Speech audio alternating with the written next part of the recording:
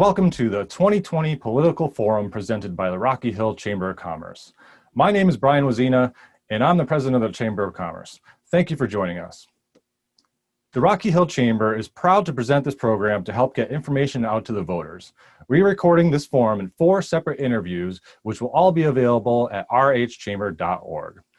This year, we've decided to do things a little differently, and we are meeting all the candidates virtually, and they're all joining us from wherever they are today in the world.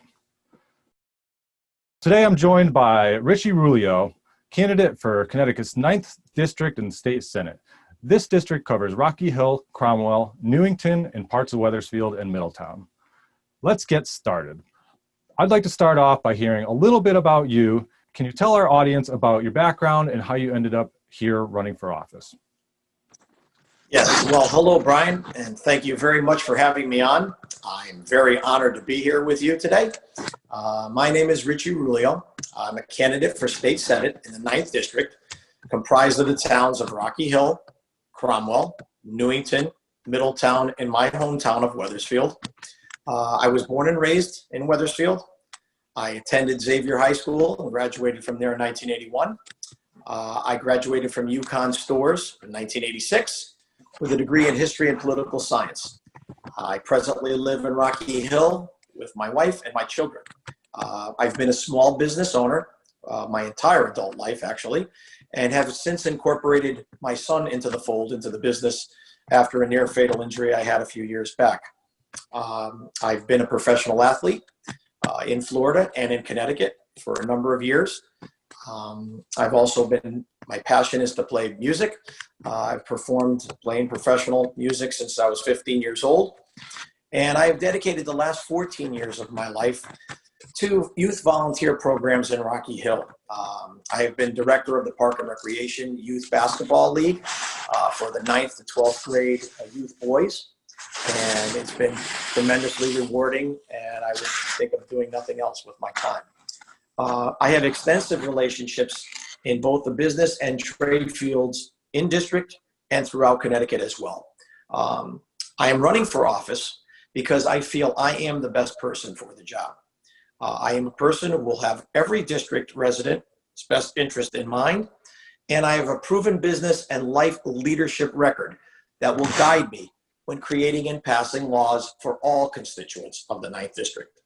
I am a lifelong resident, and having met thousands of people along the way of life in school and sports and work and music, and my most prized accomplishment is that of being a husband and a father.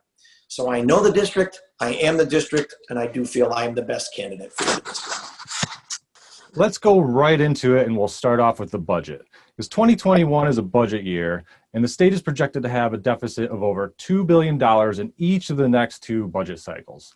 Tax revenue is projected to be down from businesses as well as income tax from employees. How do you propose we balance the budget? And can we do this without raising taxes on businesses that are already struggling from the effects of the pandemic?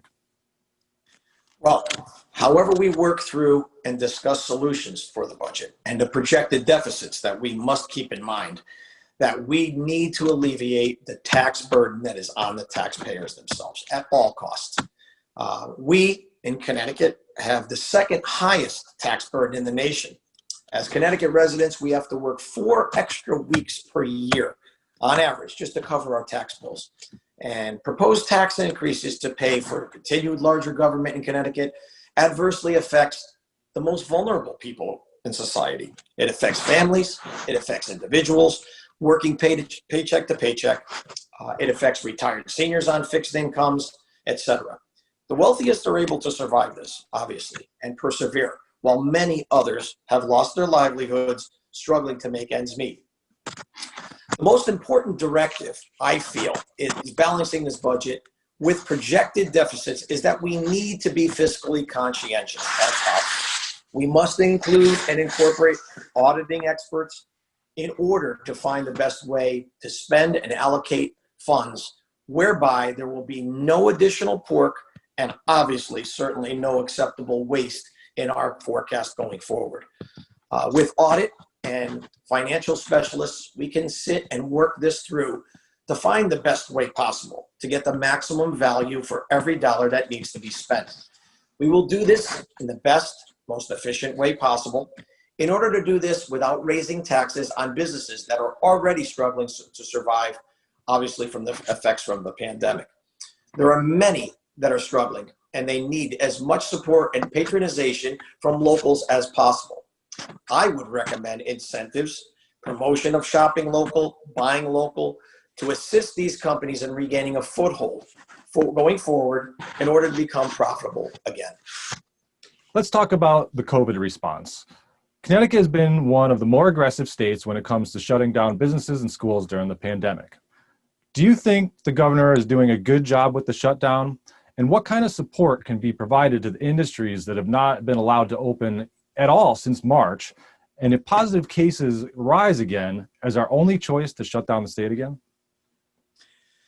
Well, I do have to say that Connecticut has been very proactive in our response to the pandemic, both with commerce and with schooling. I give credit where credit is due. The governor has done things in the interest of Connecticut residents, and I applaud him for that. I also feel that the restrictions many have felt from this pandemic are very constraining, and many companies and industries may or may not return to normal, if at all. The airline industry and companies like that, for example, Pratt & Whitney, Collins Aerospace, have been decimated and crushed on the leisure travel side. They will survive because they do have government contracts for defense and that. But there are thousands, and many of those live in our towns, our surrounding towns within our district. And these people are hurting from the lockdown. They're living off their savings, they're living off 401ks, et cetera. And we as a state, and as well as a district, should again patronize businesses that are the engine and the lifeblood of this economy, this local economy, as well as the national economy. As a senator, I would propose sitting with business and industry leaders in order to offer comprehensive solutions to rebound from this economic disaster that's upon all of us. I do believe that if the cases do rise and do arise again in our district and our state, that we first must do what's in the best interest of our safety and address this in real time. If we see this spike in the winter, that would be another blow to already hurting individuals and small businesses alike. I firmly believe we must persevere. We must remain vigilant. We must wear our mask. We must maintain proper distancing and hygiene as well. But we must continue to go about our lives in the fashion that is necessary. If we do so, I believe we will get through this. The pandemic of 1918 and 1920 eventually subsided, but not without high cost of lives lost. It was terrible.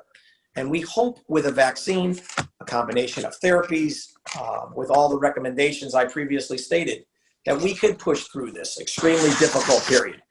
Our state, our country, our world has been affected by this, and it's really been a travesty. It's very difficult, but I will say one quote that has always been profound in it, and again, it really is appropriate here. As Winston Churchill quoted in 1940, he said, "When you're going through hell, just keep on going." And that is what we must do, and that is what we will do. Well, let's now talk public safety. There's been an increase in car thefts in Rocky Hill and really across the entire state. Recently, the controversial police accountability bill was also passed. Yes. What can you do at the state level to help protect residents against car thefts and crime? And can you talk a little bit about if you support the police accountability bill and why?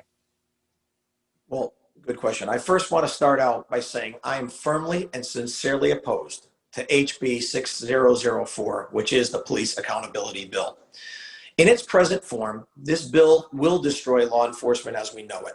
The qualified immunity portion of the bill can and will lead to costly judgments against officers.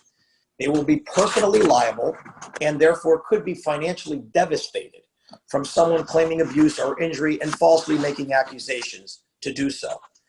This bill also will affect the officers who may be tentative to take action or pro-action work out of fear of ramifications or lawsuits against them.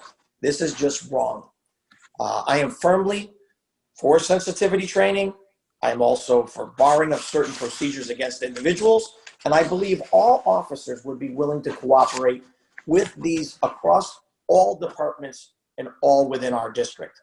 Our district has some of the finest law enforcement anywhere, And it is a disservice to all men and women who serve us to be lumped together and to be considered problematic and in need of restriction to do their job to the best of their ability. I have spoken to police chiefs of every town within our district, and they have all said that they support me and my stand on the police accountability bill. I would propose even stronger penalties, though, and financial fines to those youths who are committing these crimes. The bills that have been proposed and passed are not strong enough of a deterrent, and they need to be worded much stronger, and that would result in more than just a slap on the wrist. This must be stopped, and a strong deterrent and message of the law is absolutely necessary, as this is terribly problematic to our communities, in our district, and our state. I will work to fix this through proper legislation, and help for residents and businesses is a must for a strong society.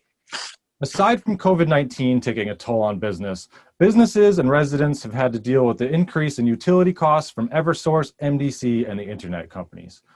What can you do to help keep these costs down? And is there anything you could do to bring us more choices with our utilities?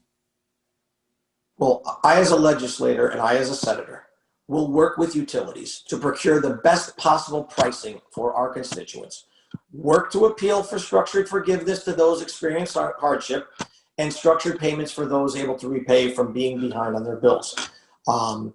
We need to sit with utility companies, express the fact that the burden on business, industry, and the individual homeowner is becoming too great to maintain month over month. Many are falling behind, and many are fighting just to keep their lights on. As previously stated, I would like to see competition for energy, water, and internet services to be the driving force for better pricing. I will take the time and meet with all heads and board members to see what ways we can work to limit constant price increases and sometimes faulty service. Let's shift over to healthcare. In the past few years, there have been bills introduced in Connecticut for a government-run healthcare option. The insurance companies and healthcare industries, which are some of Connecticut's largest employment sectors, are against a public option, saying that they will be forced to cut jobs.